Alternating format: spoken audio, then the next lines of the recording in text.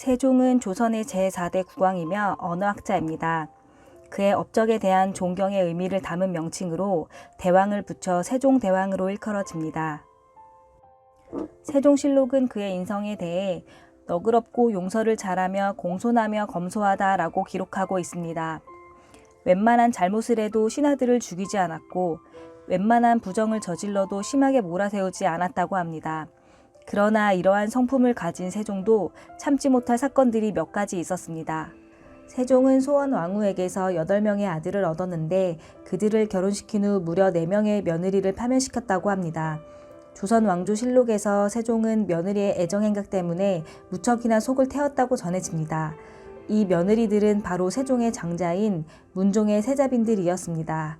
문종은 14살 때 첫 번째 부인인 김희빈 씨와 결혼했습니다. 어째서인지 문종은 그녀에게 전혀 관심이 없었습니다. 이에 세자빈은 문종의 관심을 받기 위해 시녀에게 물었다고 합니다. 어떻게 하면 문종의 관심을 받을 수 있나?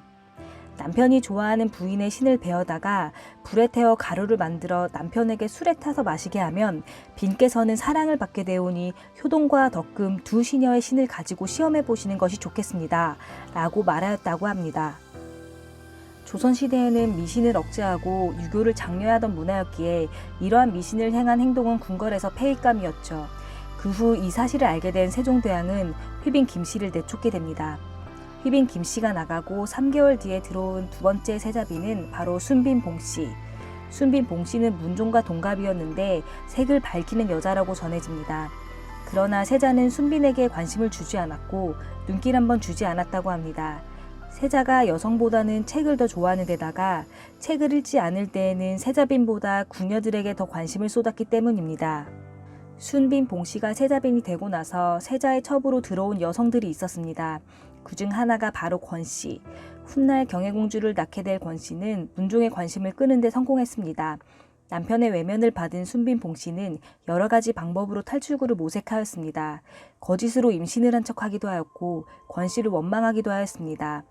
그러나 이런 노력은 모두 수포로 돌아갔습니다. 결국 순빈 봉씨는 이외의 방식으로 탈출구를 찾았습니다.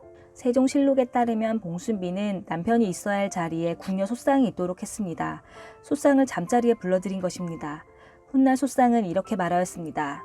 지난해 동짓날에 빈께서 저를 불러 내전으로 들어오게 하셨는데 다른 여종들은 모두 지게문 밖에 있었습니다.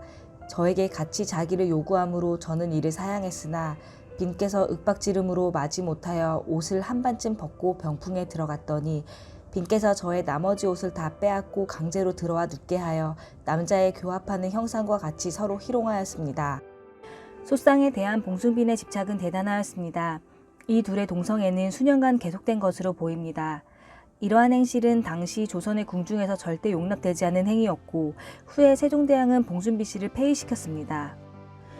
2명의 세자빈이 쫓겨난 후 후궁 권씨가 세자빈으로 올라서게 됩니다. 그녀가 바로 훗날 현덕왕후. 문종과 현덕왕후의 사이는 나쁘지 않았다고 전해집니다. 또한 둘 사이에서 태어난 아들이 바로 단종. 그러나 현덕왕후는 단종을 출산하자마자 하루 만에 세상을 떠나게 되고 문종은 또 홀로 남게 됩니다.